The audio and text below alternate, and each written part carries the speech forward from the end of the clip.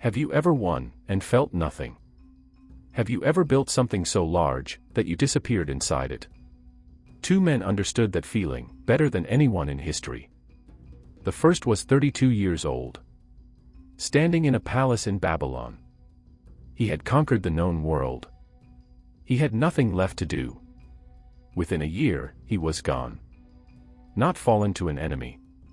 Not defeated in battle. But destroyed by the weight of his own legend.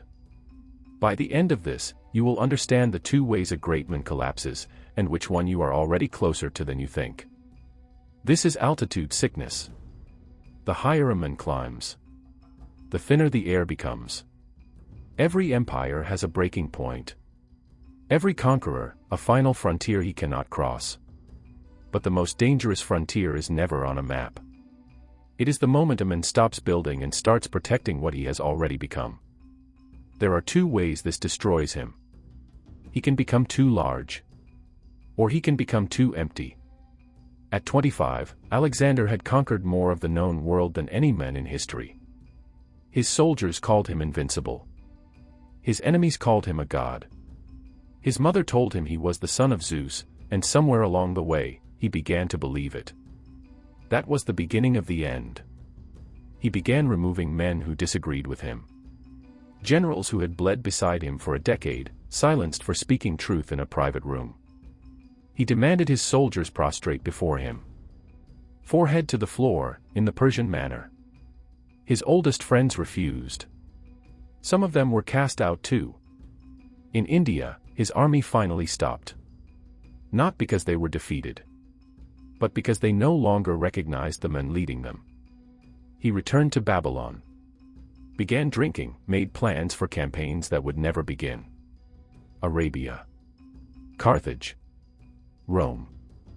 A man who only knows how to expand does not know how to stop. At 32, he was gone.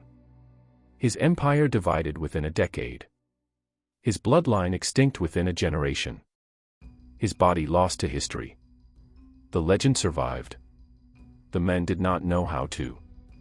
This is the first kind of altitude sickness. Inflation. When the legend grows larger than the men, and the men disappears inside it. But there is a second kind. Quieter. Slower. No less fatal. Alexander collapsed from the inside. The second man's collapse was slower, and far lonelier. Hannibal Barca never believed he was a god. That was his gift, and his curse. He crossed the Alps in winter with war elephants, and arrived in Italy with an army Rome had no answer for. At Cannae, he broke 8 Roman legions in a single afternoon. 70,000 men. The worst defeat in Roman history. Rome considered abandoning the city. But Hannibal did not march on Rome. He lingered in Italy for 15 years. Winning battles. But losing the war. Because Carthage, the city he was fighting for, never fully believed in him. They sent a fraction of the reinforcements he needed. They negotiated behind his back. They let their greatest general fight alone in a foreign country for 15 years. Hannibal's collapse was not arrogance. It was the slower, quieter tragedy of a man, whose entire identity lived inside a war that his own people refused to win. When the war ended, he had nothing left to be. He spent his final years in exile. Moving from court to court, king to king, offering his genius to men who feared Rome more than they valued him. When Roman envoys finally came to claim him, he chose death over capture.